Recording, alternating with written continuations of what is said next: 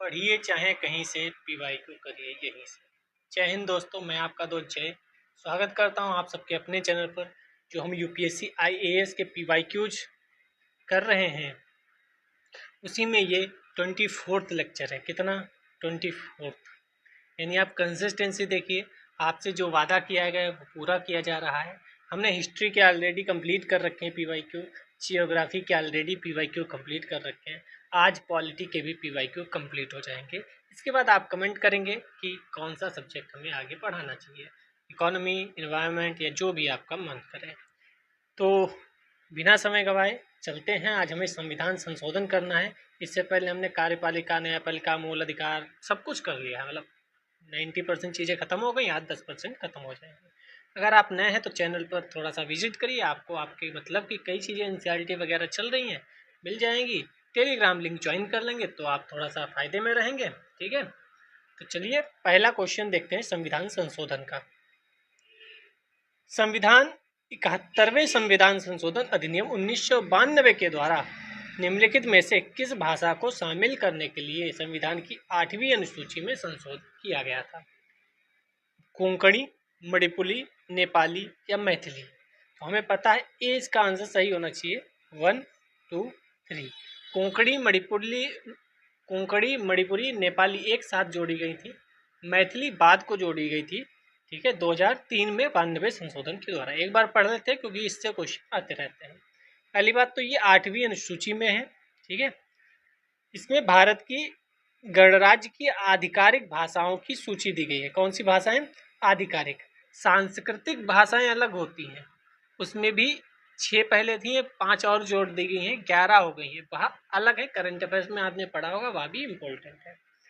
भारतीय संविधान के भाग, कौन सा भाग है? 17वां अनुच्छेद 343 से 351 तक आधिकारिक भाषाओं का उल्लेख है। अब आप अनुच्छेद याद कैसे रखेंगे? आपको अनुच्छेद तो समझ में नहीं आता कई बार। ठीक है, इसको ऐसे याद रखो। देखो, आपने अभी करंट में पढ़ा होगा कि हर जगह त्रिभाषा फार्मूला चल रहा है। आपने तमिलनाडु में देखा होगा, उसने कहा मैं हिंदी को अपने यहाँ नहीं पढ़ाऊंगा। महाराष्ट्र में भी हिंदी का और मराठी का चल रहा है।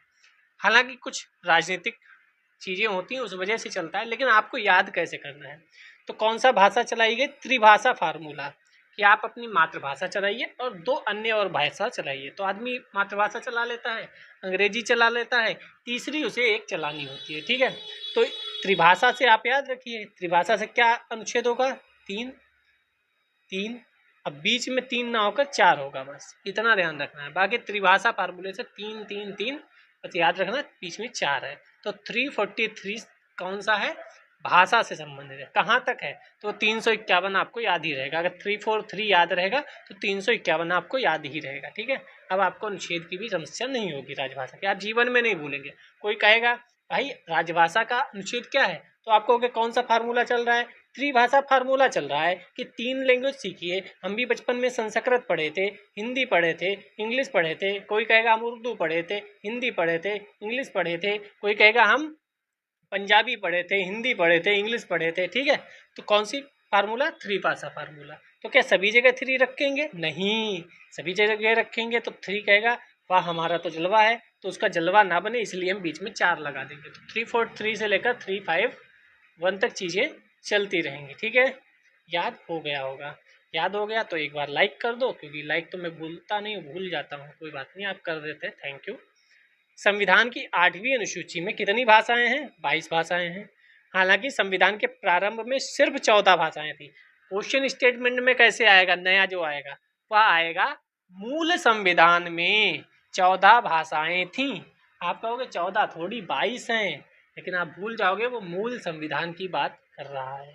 तो मूल संविधान का मतलब 1950 में जब संविधान लागू हुआ तब उसमें कितनी भाषाएं थी या क्या क्या मैटर था। जैसे क्वेश्चन पूछा गया है कि प्रियम्बल में, ये प्रस्तावना में, संविधान जो मूल था, मूल संविधान था, उसमें कौन कौन से शब्द थे? तो उसमें समाजवादी और अंधनिरपेक्ष नहीं था, बंधुता नहीं था। तो वह भी करंट में क्वेश्चन चल रहा है। अनेक राज्यों में आप देख रहे हैं बहस हो रही राजनीतिक गलियारों में, और ये भाषा वाला भी विवाद चल रहा है। तो आप दोनों याद रखिएगा। यहाँ ये करने का फ़ायदा ये भी है, मैं करंट का भी बताता रहता हूँ, आप ये ध्यान रखिए। तो सबसे पहले कौन सी जोड़ी गई ये भी पूछा जा सकता है। तो 1967 में सिंधी भाषा सबसे पहले जोड़ी गई, ठीक है, सबसे पहले। फिर 71वां संविधान संशोधन हुआ 1902 में, कोंकणी, मणिपुरी और नेपाली जोड़ी गई, ठीक है। दिल्ली से दूर दूर वाली भाषाएं जोड़ी गई, कोंकणी भी दूर है, नेपाली भी दूर है। बाद को क्या जोड़ा गया? बोडो, डोगरी, मैथिली, संथाली। बोडो, डोगरी ये कब जोड़ी गई? 2003 में जोड़ी गई, ठीक है, और 2004 में लागू हुई। ये भी ध्यान रखिएगा, जोड़ी 2003 में, लागू 2004 में हुई। आगे चलते हैं। करंट अफेयर्स में कोई अधिनियम रहता है तो आता है। नारी शक्ति वंदन अधिनियम के संबंध में कथनों पर विचार कीजिए। ये उपबंध 18वीं लोकसभा से प्रभावी होंगे, क्या ऐसा है? अधिनियम बनने के बाद या 15 वर्षों के लिए प्रवर्तन में रहेंगे, क्या ऐसा है? इसमें अनुसूचित जातियों के लिए आरक्षित कोटे के भीतर अनुसूचित जातियों की महिलाओं के लिए स्थानों के आरक्षण के उपबंध। ये बहुत आसान क्वेश्चन पूछ दिया गया था, ठीक है, क्योंकि इसका आंसर सी होगा। सी मतलब 2 और 3, यानी सिंपल सा उसको ये पूछना था कि ये 18वीं लोकसभा थी या 19वीं या 20वीं, बस। और कुछ ये मतलब आसान क्वेश्चन में कंसीडर किया जाएगा। बहुत आसान क्वेश्चन पूछ दिया गया, इतना आसान नहीं पूछना चाहिए। तो ये बहुत चर्चा थी, विपक्षी कह रहे थे कि ये तुरंत से लागू आप क्यों नहीं कर रहे हैं, ठीक है। तो उन्होंने कहा नहीं, हम तुरंत से लागू नहीं कर सकते क्योंकि अचानक चीज़ें नहीं आनी चाहिए। तो ये कहा गया था 18वीं लोकसभा के चुनाव के पश्चात जो जनगणना होगी और फिर जो परिसीमन होगा उसके बाद की जो भी चुनाव होंगे उसमें ये लागू किया जाएगा, ठीक है। बाकी ये तो आपने पढ़ा ही होगा, ये पढ़ लीजिएगा, मेंस में भी काम आता रहेगा, ये हमेशा काम आता रहेगा। मतलब ये नहीं कि अभी करंट अफेयर्स में था तभी, ये हमेशा काम आता रहेगा। महिलाओं के लिए जहाँ भी बात लिखनी हो भारत के परिप्रेक्ष्य में आप लिख सकते हैं। 2023 का पहला क्वेश्चन देखते हैं। भारत में निम्नलिखित में से किस संविधान संशोधन के लिए व्यापक रूप से यह माना गया है कि उसे मूल अधिकारों की न्यायिक व्याख्या को अधिभूत करने के लिए निम्नलिखित अधिनियमित किया गया है? पहला संशोधन में किया गया 42वां, 44वां या 86वां? तो ये स्टार लगा है, क्यों? क्योंकि संभवतः इसका उत्तर ए होना चाहिए, परंतु संघ लोक सेवा आयोग द्वारा इस प्रश्न को हटा दिया गया था। मतलब गुस्सा यही लगती है भाई, आप संवैधानिक संस्था, इतनी बड़ी संस्था और 100 क्वेश्चन बनाते हो, उस ढंग के नहीं बन पाते आपसे, उसमें भी हटाए जाते हैं, कभी 1 कभी 2। अभी हम PYQ कर रहे हैं तो आप ही देखिए कितने PYQ में हटाए जा चुके हैं क्वेश्चन, बार बार हम स्टार लगा हुआ देखते हैं कि हटा दिया गया। ये होना चाहिए पहला संविधान संशोधन। क्यों? क्योंकि मामलों में शामिल मुद्दों में भाषण, वाक्य की स्वतंत्रता, जमींदारी, भूमि का अधिग्रहण, व्यापार का राज्य का एकाधिकार आदि शामिल थे। वाक्य एवं अभिव्यक्ति की स्वतंत्रता पर प्रतिबंध के 3 और आधार जोड़े गए। कौन कौन से? अगर लोक व्यवस्था की कोई चीज़ है, विदेशी राज्यों के साथ मैत्रीपूर्ण संबंध है, अपराध के लिए उकसाना है। इसने प्रतिबंधों को युक्त और इस प्रकार प्रकृति में न्याय संगत बना दिया। जैसे कोरोना हुआ था तो आप पर थोड़ा सा कहा जा सकता था कि भैया आपका ये वाक्य एवं अभिव्यक्ति की जो स्वतंत्रता है उसको थोड़ा सा प्रतिबंधित किया जा सकता है क्योंकि आप अफवाहें फैला रहे हैं, ऐसा नेट बंद किया जा सकता है। तो ये सब चीज़ें उसके अंतर्गत आ सकती हैं। 2022 का पहला क्वेश्चन देखते हैं। निम्नलिखित कथनों पर विचार कीजिए, कर लेते हैं। किसी संविधान संशोधन विधेयक को भारत के राष्ट्रपति की पूर्व सिफारिश की अपेक्षा होती है। तो हम बचपन से पढ़ते आ रहे हैं, मतलब जब से आपने पढ़ना शुरू किया होगा पॉलिटी फाउंडेशन कोर्स में, तब से आपको पता है कि ये ऐसा तो नहीं है, ठीक है। तो पहला गलत, तो आंसर अपने आप 2 और 3 सही हो जाएगा, ठीक है। कई बार ऐसे भी क्वेश्चन आ जाते हैं, हालांकि पढ़ लेते हैं। जब कोई संविधान संशोधन विधेयक भारत के राष्ट्रपति के समक्ष प्रस्तुत किया जाता है, भारत के राष्ट्रपति के लिए बाध्यकर है कि वह अपनी अनुमति दे। हाँ, सही बात है, ये लाइन बहुत इंपॉर्टेंट है। कई बार लगता होगा कि राष्ट्रपति बाध्यकर थोड़ी होता है किसी चीज़ के लिए, लेकिन ये सच्चाई है, ठीक है, वो बाध्यकर है इस बात के लिए। संविधान संशोधन विधेयक लोकसभा, राज्यसभा विशेष बहुमत से पारित होना चाहिए, ये भी बहुत इंपॉर्टेंट है। संयुक्त बैठक का कोई उपबंध नहीं है। 2 चीज़ ऐसी हैं जिसमें संयुक्त बैठक का उपबंध नहीं है, एक धन विधेयक और दूसरा संविधान संशोधन विधेयक। रट के रखिए, धन विधेयक पर भी क्वेश्चन आ चुका है और संविधान संशोधन विधेयक पर भी क्वेश्चन आ चुका है। संविधान संशोधन विधेयक को किसी मंत्री, गैर सरकारी सदस्य पूरा स्थापित किया जा सकता है। ये भी मंत्री और कोई भी सदस्य, मतलब संसद का कोई भी सदस्य, राज्यसभा, लोकसभा, कहीं कोई भी सदस्य पारित पूरा स्थापित कर सकता है। फिर से आप याद रखिए, राष्ट्रपति विधेयक को सहमति अनुमति के देने के लिए बाध्य है, वह ना तो विधेयक को अपने पास रख सकता है, ना ही संसद के पास पुनर्विचार के लिए भेज सकता है। पुनर्विचार के लिए भी नहीं भेज सकता, ये ध्यान रखिएगा, बहुत क्रूशियल पॉइंट है, यहाँ से गलतियाँ होती हैं। संविधान संशोधन विधेयक का प्रत्येक सदन में अलग अलग पारित होना अनिवार्य है, वो भी 2/3 बहुमत से। ठीक है, चलते हैं आयोग परिषद अधिकरण। 2024 में आया हुआ पहला क्वेश्चन देखते हैं। पूर्वोत्तर परिषद की स्थापना पूर्वोत्तर परिषद अधिनियम 1971 द्वारा की गई थी। वर्ष 2002 में NEC यानी पूर्वोत्तर परिषद अधिनियम में संशोधन के बाद परिषद में निम्नलिखित किन किन सदस्यों को शामिल किया गया। तो यह भी अगर आपने पढ़ा होगा तब बता सकते हैं, वरना इसमें तुक्का नहीं चलेगा। 1 और 2 और 3 होते हैं, इसमें गृह मंत्री जी नहीं होते हैं। तो संगठक राज्यों के राज्यपाल, उनके मुख्यमंत्री और भारत के राष्ट्रपति द्वारा नाम निर्दिष्ट 3 सदस्य होते हैं। भारत के गृह मंत्री जी इसमें नहीं होते। इंपॉर्टेंट क्वेश्चन है, ठीक है। अरुणाचल प्रदेश, असम, मणिपुर, मेघालय, मिजोरम, नागालैंड, सिक्किम, त्रिपुरा राज्यों के मुख्यमंत्री होते हैं। ठीक है, और ये लाइन भी याद रखिएगा, राष्ट्रपति परिषद के अध्यक्ष को नामित करेंगे। ठीक है, 2023 में क्वेश्चन पूछा गया, भारत के निम्नलिखित संगठनों निकायों पर विचार कीजिए। राष्ट्रीय पिछड़ा वर्ग आयोग, राष्ट्रीय मानवाधिकार आयोग, राष्ट्रीय विधि आयोग, राष्ट्रीय उपभोक्ता विवाद निवारण आयोग। कितने सांविधानिक निकाय हैं? कितने सांविधानिक निकाय हैं? तो केवल एक इसमें से सांविधानिक है। कौन सा? राष्ट्रीय पिछड़ा वर्ग आयोग। ठीक है,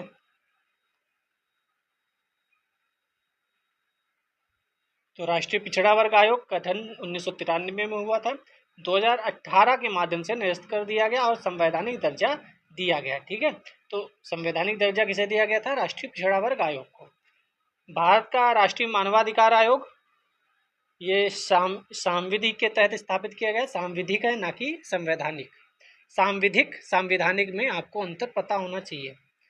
उपभोक्ता विवाद निवारण अर्धन्यायिक निकाय है। ठीक है, विधि आयोग गैर संवैधानिक निकाय है, गैर सांविधिक निकाय भी है।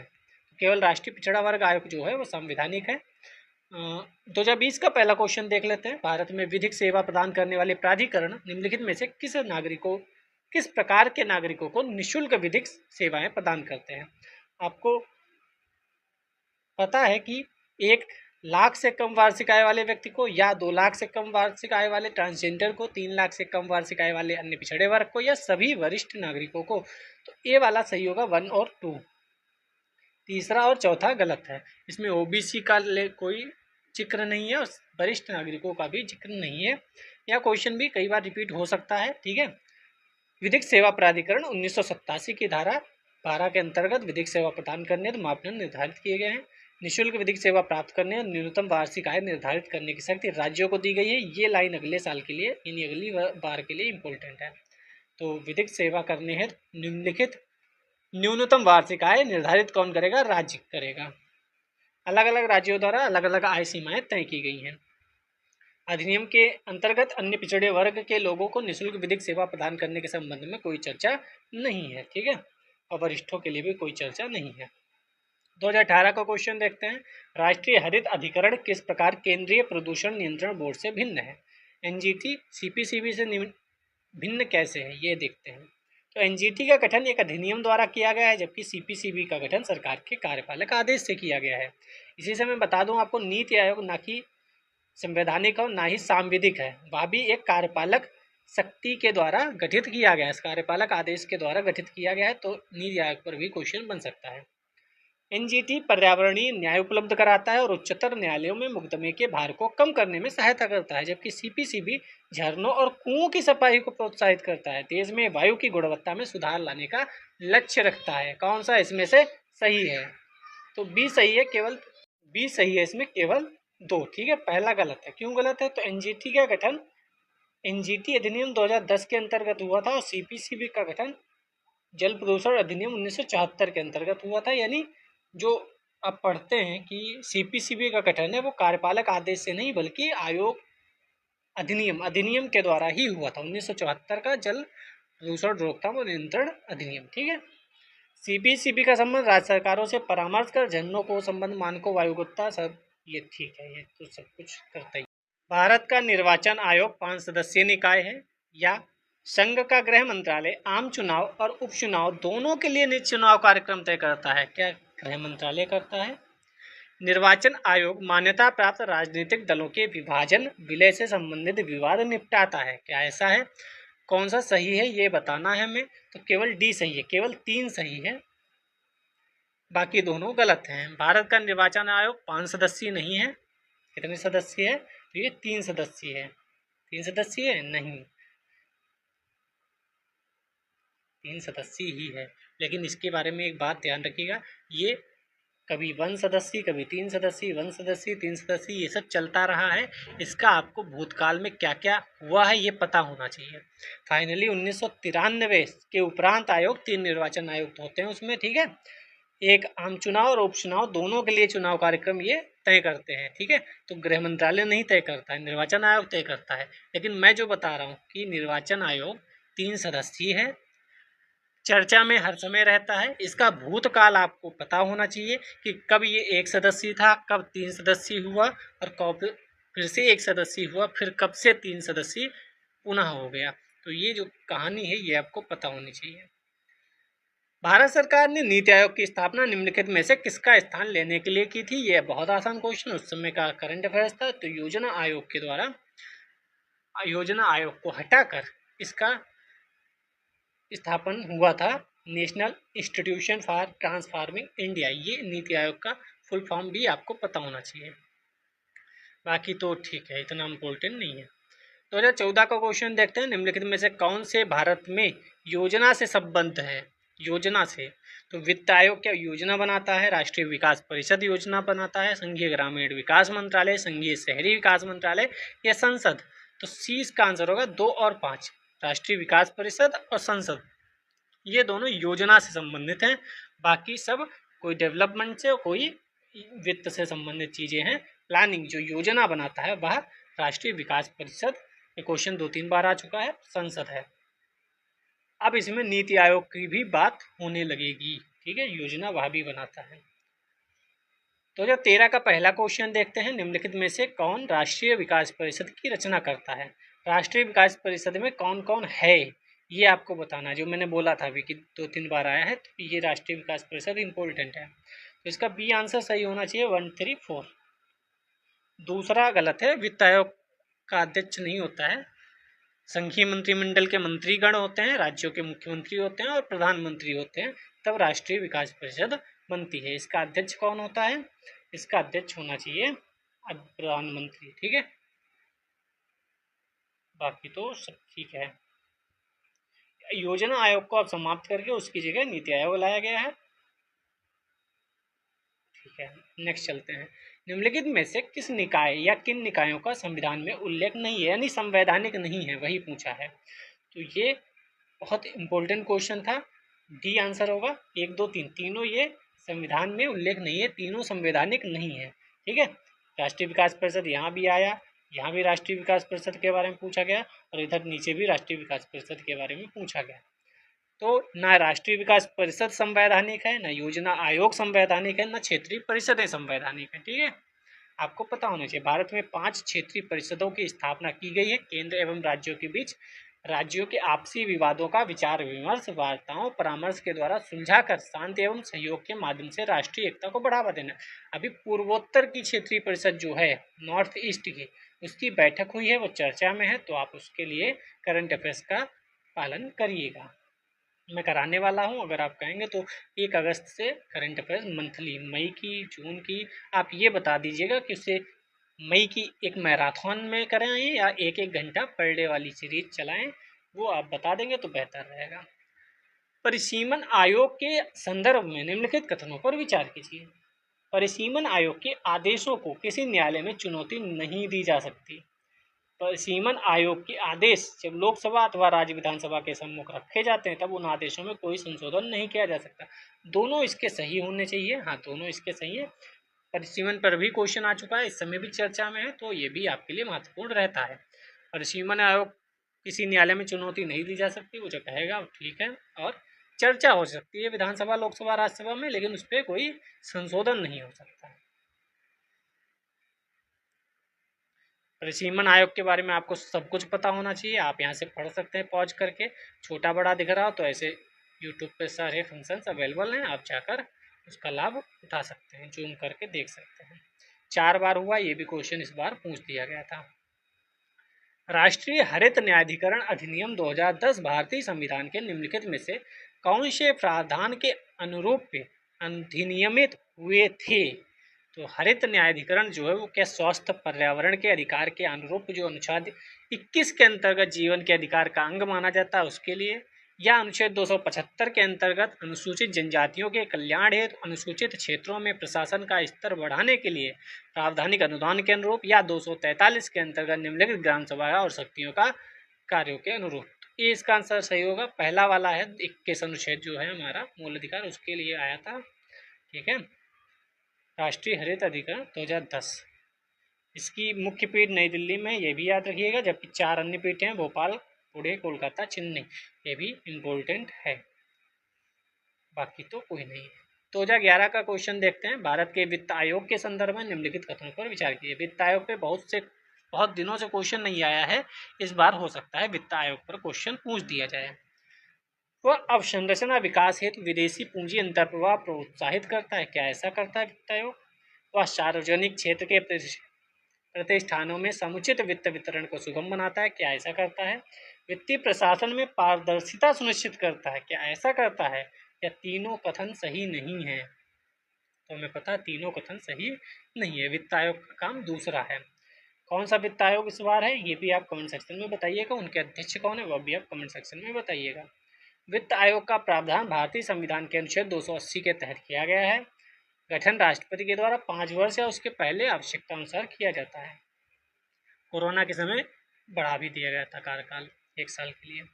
वित्त आयोग के द्वारा संघ एवं राज्यों के बीच करों के शुद्ध आगमों का वितरण और राज्यों के बीच ऐसे आगमों का आवंटन किया जाता है। मेन काम इनका है कि जो केंद्र के पास आता है रुपया उसको राज्य सरकारों में बांटा जाए, कितना % राज्य सरकार को दिया जाए, किस राज्य सरकार को कितना दिया जाए। ठीक है, ये सब चीज़ें ये देखते हैं।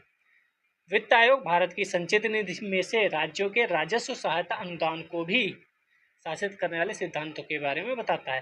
राज्य वित्त आयोग द्वारा की गई सिफारिशों के आधार पर राज्य नगर पालिकाओं पंचायतों, ये मोस्ट इम्पोर्टेंट लाइन है, ये भूल जाते हैं लोग कि सिर्फ राज्यों को नहीं, राज्य की नगर पालिका और पंचायत के संसाधनों की पूर्ति के लिए भी राज्य की संचित निधि के संवर्धन के लिए जरूरी उपाय करता है। वित्त आयोग को सुदृढ़ वित्त के हित में निर्दिष्ट अन्य विषय सौंपे जाने वित्त आयोग अपनी सलाह देता है। तो राष्ट्रपति और विषय भी सौंप सकते हैं, इसमें वो सलाह ले सकते हैं इनकी। ठीक है, तो अनुसूची अनुच्छेद हम पहले कर चुके हैं, अब हमें करना है एक और टॉपिक जो लास्ट टॉपिक है इस PDF का, इस पॉलिटी PYQ का। ठीक है, भारतीय संविधान एवं शासन व्यवस्था के विविध विषय, यहाँ से क्वेश्चन भी बहुत पूछा जाता है। देखिए 2023 में ही पूछा गया पहला क्वेश्चन, निम्नलिखित में से कौन सा एक कथन किसी देश के संविधान के मुख्य प्रयोजन को सर्वोत्तम रूप से प्रतिबिंबित करता है? मतलब संविधान के मुख्य प्रयोजन को सर्वोत्तम रूप से प्रतिबिंबित करता है, रट लीजिए आप। तो यह सरकार की शक्तियों को परिभाषित और सीमाबद्ध करता है, सरकार की शक्तियों को लिमिट में कि आपको कितना काम करना है यह बताता है, सरकार किसके बाहर नहीं जाएगी ये बताता है। ठीक है, तो संविधान का मुख्य उद्देश्य एक सरकार के मौलिक सिद्धांतों, संरचना, कार्यों को स्थापित करना, देश के भीतर व्यक्तियों के अधिकारों एवं स्वतंत्रता को परिभाषित करना। संविधान देश के सर्वोच्च कानून के रूप में कार्य करता है, शासन हेतु एक रूपरेखा प्रदान कर देता है कि ऐसे शासन आप चलाइए, बाकी पूरी तरीके से बांध कर नहीं रखता है, लेकिन एक मोटा मोटा बता देता है ऐसे आप शासन चलाइए। संतुलन सुनिश्चित करता है, व्यक्तिगत अधिकारों की रक्षा करता है जिसे हमें मौलिक अधिकार दिए जा चुके हैं, राज्य के कामकाज कार्यप्रणाली का मार्गदर्शन भी करता है। तो 2021 में क्वेश्चन पूछा गया, भारतीय राज्य व्यवस्था में निम्नलिखित में से कौन सी अनिवार्य विशेषता है जो यह दर्शाती है कि उसका स्वरूप संघीय है? संघीय स्वरूप का मतलब है कि हमारी न्यायपालिका स्वतंत्र है। ठीक है, न्यायपालिका की स्वतंत्रता सुरक्षित है, ये बताता है कि हमारी जो स्वरूप है वह संघीय स्वरूप है। संघ की विधायिका में संगठक इकाइयों के निर्वाचित प्रतिनिधि, तो ये भी नहीं। केंद्रीय मंत्रिमंडल में क्षेत्रीय पार्टियों के निर्वाचित प्रतिनिधि, तो ये भी संघीय बात नहीं बताता। मूल अधिकार न्यायालयों द्वारा प्रवर्तनीय, इससे कोई लेना देना नहीं है। तो न्यायपालिका की स्वतंत्रता सुरक्षित है, ये बताता है कि संघीय हैं हम। ठीक है, और इसमें कुछ पढ़ने वाला उतना महत्वपूर्ण नहीं है। तीसरा है निम्नलिखित में से कौन राज्य शब्द को सर्वोत्तम रूप से परिभाषित करता है, राज्य क्या है। तो ऐसे कॉन्सेप्चुअल भी क्वेश्चन आते हैं, इसके लिए भी आप प्रिपेयर रहिए। तो इसका पहले आंसर सही था। राज्य का मतलब है व्यक्तियों का एक समुदाय जो बिना किसी बाह्य नियंत्रण के एक निश्चित भूभाग में स्थायी रूप से निवास करता है, जिसकी एक संगठित सरकार है, उसे हम राज्य बोलेंगे। ठीक है, बाकी इसके सारे गलत थे। अगला देखो, ऐसे भी क्वेश्चन आते हैं, निम्नलिखित में कौन सा कारक किसी उदार लोकतंत्र में स्वतंत्रता की सर्वोत्तम सुरक्षा को नियत करता है।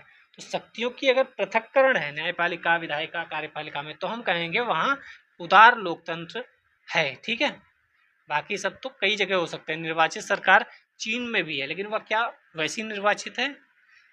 शक्तियों का केंद्रीकरण, एक प्रतिबद्ध न्यायपालिका, ऐसा नहीं। शक्तियों का पृथक्करण जो है वह बताता है कितना उदार लोकतंत्र है। चौथा, हमने ब्रिटिश मॉडल पर आधारित संसदीय लोकतंत्र को अपनाया। ठीक है, किंतु हमारा मॉडल उस मॉडल से किस प्रकार भिन्न है? तो हमारा मॉडल दोनों है, इसका आंसर 1 और 2। जहां तक विधि निर्माण का संबंध है, ब्रिटिश संसद सर्वोपरि अथवा संप्रभु है, किंतु भारत में संसद की विधि निर्माण की शक्ति परिसीमित है। मैंने अभी बताया, संविधान ने लिमिटेशन लगा रखी है कि आप इतना कर सकते हैं, इतना नहीं कर सकते। दूसरा, भारत में संसद के किसी अधिनियम के संशोधन की संवैधानिकता की जांच न्यायालय द्वारा की जाती है। तो ये दोनों हमारे यहाँ हैं जो ब्रिटिश में नहीं है। नेक्स्ट चलते हैं, संघ सरकार के संदर्भ में निम्नलिखित कथनों पर विचार कीजिए। एन गोपालन स्वामी अयंगर समिति ने सुझाव दिया था, किसी मंत्री और किसी सचिव को प्रशासनिक सुधार करने, उसे बढ़ावा देने के लिए पूर्णतः नामित किया जाना चाहिए। गलत है, ऐसा नहीं कहा था। प्रशासनिक सुधार आयोग 1966 की संस्तुति के आधार पर 1970 में कार्मिक विभाग का अध्ययन किया गया था, प्रधानमंत्री के प्रभार में अधीन रखा गया था। तो इसका दूसरा सही है, पहला गलत है। ठीक है, तो ऐसे क्वेश्चन भी आते हैं एग्जाम में। छठा क्वेश्चन कह रहा है, संवैधानिक सरकार का क्या अर्थ है? संवैधानिक सरकार का मतलब क्या है? कोई सरकार जो संविधान की सीमाओं से परिबद्ध हो, उसे संवैधानिक सरकार कहेंगे। जो संविधान के अनुसार चले तो संवैधानिक सरकार कहेंगे। कोई दिक्कत नहीं इसमें, तो सीधा सीधा आंसर था। निम्नलिखित कथनों पर विचार कीजिए। भारत का संविधान अपने मूल ढांचे को संघवाद, पंथनिरपेक्ष, मूल अधिकारों तथा लोकतंत्र के रूप में परिभाषित करता है। देखो, फिर मैंने जो बोला था, मूल ढांचा संविधान का जो मूल था 1950 में, 26 जनवरी 1950 में, क्या उसमें पंथनिरपेक्ष का शब्द था? नहीं था। भारत का संविधान नागरिकों की स्वतंत्रता तथा उन आदर्शों जिन पर संविधान आधारित है, सुरक्षा न्यायिक पुनर्विलोकन की व्यवस्था करता है। ये भी इंपॉर्टेंट है, संविधान में कहीं भी न्यायिक पुनर्विलोकन की बात नहीं की गई है। मोस्ट इंपॉर्टेंट, ये रिपीट होने वाला क्वेश्चन है और आज गारंटी के साथ आपसे कह सकता हूँ आने वाले एग्जाम में ये क्वेश्चन रिपीट होगा, रिपीट होगा, रिपीट होगा। ये दोनों स्टेटमेंट रिपीट होंगे। ठीक है, तो इसका ना एक तो सही है ना दूसरा। पहला क्यों नहीं सही है? क्योंकि पंथनिरपेक्षता मूल ढांचे में नहीं थी, 1976 में आई थी। और दूसरा आपका न्यायिक पुनर्विलोकन जो है वह संविधान में नहीं है।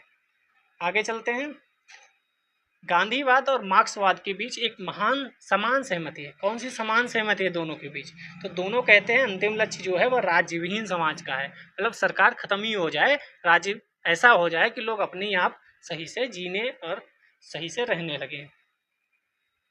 आधार डेटा को 3 महीने से अधिक संग्रहित नहीं रखा जा सकता। दूसरा, राज्य निजी निगमों से आधार डेटा को साझा करने के लिए कोई अनुबंध नहीं कर सकता। आधार बीमा उत्पादों को प्राप्त करने के लिए अनिवार्य है। आधार भारत की संचित निधि से हित लाभ प्राप्त करने के लिए अनिवार्य है। तो इसका आंसर बी होना चाहिए। 2 और 4 सही है, पहला और तीसरा गलत है। तीसरा क्यों गलत है? क्योंकि अनिवार्य की बात आ गई। पहला क्यों गलत है? 3 महीने से अधिक की बात नहीं है वहाँ। ठीक है, 6 माह की बात है। ठीक है, चौथा नंबर, परिभाषा से संवैधानिक सरकार का क्या अर्थ है? अभी हम ऊपर देख रहे हैं सीमित सरकार, जो लिमिट में है। संविधान ने जिसको बांध रखा है एक लिमिटेशन में कि आप इससे बाहर नहीं जा सकते। ये देखो रिपीट हुआ क्वेश्चन। राज्य व्यवस्था के संदर्भ में निम्नलिखित में से किस एक को आप स्वतंत्रता की सर्वाधिक उपयुक्त व्याख्या के रूप में स्वीकार करेंगे? स्वतंत्रता की बात करें तो स्वयं को पूर्णतः विकसित करने का अवसर जो है वह स्वतंत्रता है। मैं जैसे चाहूँ खुद को विकसित कर सकता हूँ, मैं पढ़ाई कर सकता हूँ, मैं ज्ञान स्किल सीख सकता हूँ। ठीक है, वह स्वतंत्रता की बात करता है। आगे चलते हैं, विधि और स्वाधीनता के बीच सबसे उपयुक्त संबंध को निम्नलिखित में से कौन प्रतिबिंबित करता है? विधि और स्वाधीनता, मतलब स्वाधीनता भी है, विधि भी है। तो ये यदि विधि नहीं है तो स्वाधीनता भी नहीं होगी, ऐसा है। क्योंकि हम स्वाधीन हैं, हम स्वतंत्र हैं। ये किस लिए है? क्योंकि हमें विधि मूल अधिकार दिया गया है। ठीक है, स्वतंत्रता उसमें, स्वाधीनता उसमें दी गई है। तभी हम स्वाधीन हैं। अगर विधि ना हो तो शायद दूसरा हम पर हमला कर दे, तो विधि हमें उससे बचाती भी है। तो विधि और स्वाधीनता दोनों आवश्यक हैं, ऐसा कह सकते हैं। निम्नलिखित में कौन विधि के शासन के प्रमुख लक्षणों के रूप में माना जाता है? तो 1, 2, 4 सरकार के प्रति जन उत्तरदायित्व, तो इसका कोई विधि के शासन से लेना देना नहीं है। शक्तियों का परिसीमन, विधि के समक्ष समता और स्वतंत्रता और नागरिक अधिकार, ये तीनों विधि के शासन के अंतर्गत आते हैं। ये आप पढ़े भी होंगे जहाँ से भी आपने फाउंडेशन कोर्स किया है। समाज में समानता के होने का एक निहितार्थ यह है कि उसमें, समाज में समानता का मतलब क्या है? विशेषाधिकार को अभाव। समानता का मतलब तो यही है कि मैं किसी को विशेष अधिकार ना दूं, ठीक है। भारत में मताधिकार और निर्वाचित होने का अधिकार, तो मताधिकार और निर्वाचित होने का अधिकार संवैधानिक अधिकार है, ठीक है। भारत में मताधिकार, निर्वाचित होने का अधिकार संवैधानिक अधिकार है। जनप्रतिनिधित्व अधिनियम 1951 द्वारा शर्तों सहित सुनिश्चित किया जाता है। शर्त हर जगह, ये मत सोचना कोई भी लिमिट के बाहर से चीजें हैं, शर्त हर जगह है। निम्नलिखित में से कौन सी एक भारतीय संघराज्य पद्धति की विशेषता नहीं है? तो भारत में स्वतंत्र न्यायपालिका है, यस है। केंद्र और राज्यों के बीच शक्तियों का स्पष्ट विभाजन किया गया, यस किया गया है। संघबद्ध होने वाली इकाइयों को राज्यसभा में असमान प्रतिनिधित्व दिया गया, यस। या संघबद्ध होने वाली इकाइयों के बीच एक सहमति का परिणाम नहीं, सहमति का परिणाम नहीं है, सहमति का परिणाम नहीं है। हमारे यहाँ ये नहीं है कि कोई भी राज्य आएगा कहेगा हम निकल रहे हैं, तो ऐसा नहीं। सहमति का परिणाम कहाँ है? अमेरिका में है। तो इसका आंसर क्या होना चाहिए? डी होना चाहिए, ठीक है। नेक्स्ट चलते हैं। निम्नलिखित कथनों पर विचार कीजिए। संवैधानिक सरकार वह है जो राज्य की सत्ता के हित में व्यक्ति की स्वतंत्रता पर प्रभावकारी प्रतिबंध लगाती है। स्वतंत्रता पर प्रभावकारी प्रतिबंध लगाती है क्या? दूसरा, जो व्यक्ति की स्वतंत्रता के हित में राज्य की सत्ता पर प्रभावकारी प्रतिबंध लगाती है। तो इसका आंसर बी होगा, केवल। तो क्या करती है? मैंने अभी ये देखो, अभी ये कितनी बार संवैधानिक सरकार वाला क्वेश्चन पूछा जा चुका है। मैं बार बार बोल रहा हूँ कि लिमिटेशन किस पे लगाती है? राज्य की सत्ता पर, सरकार पर लिमिटेशन लगाती है। सरकार को बताती है कि आप इस दायरे से बाहर नहीं जाएंगे।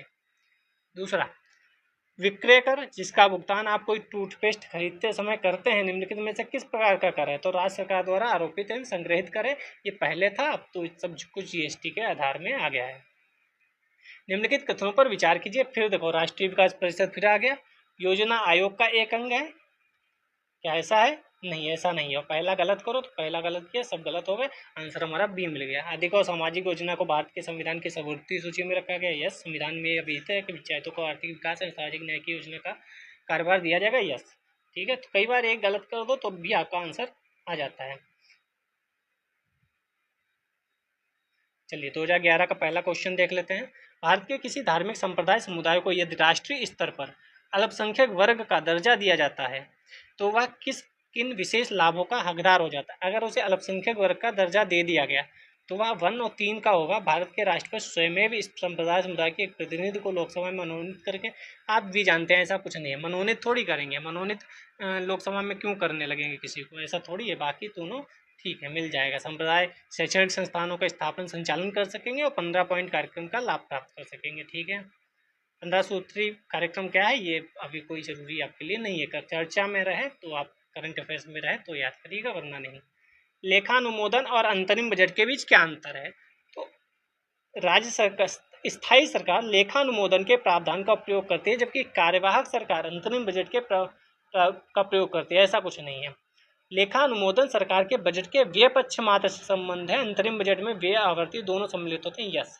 दूसरा सही है, पहला गलत है। इसमें अंतरिम बजट तो वही है जो सरकार जाने वाली होती है, जब चुनाव होने वाले होते हैं तब वह कुछ समय के लिए अपना बजट डिसाइड करते हैं, तो कार्यवाहक सरकार द्वारा किया गया होता है। लेकिन दूसरा वाला गलत था, मतलब जो पहली लाइन लिखी थी उसमें दूसरा पार्ट जो था वह गलत था। भारत में विकलांग व्यक्तियों की संख्या लाखों में है। वैधानिक स्तर पर उन्हें कौन कौन से लाभ उपलब्ध हैं? सरकार द्वारा चलाए जा रहे स्कूलों में 18 वर्ष की आयु तक निःशुल्क शिक्षा उन्हें उपलब्ध है क्या? हाँ। व्यवसाय स्थापित करने के लिए वरीयता से भूमि आवंटन, यस। सार्वजनिक भवनों में ढाल का उपलब्ध होना, यस। तीनों इसका आंसर सही है, सब कुछ उपलब्ध है, ठीक है।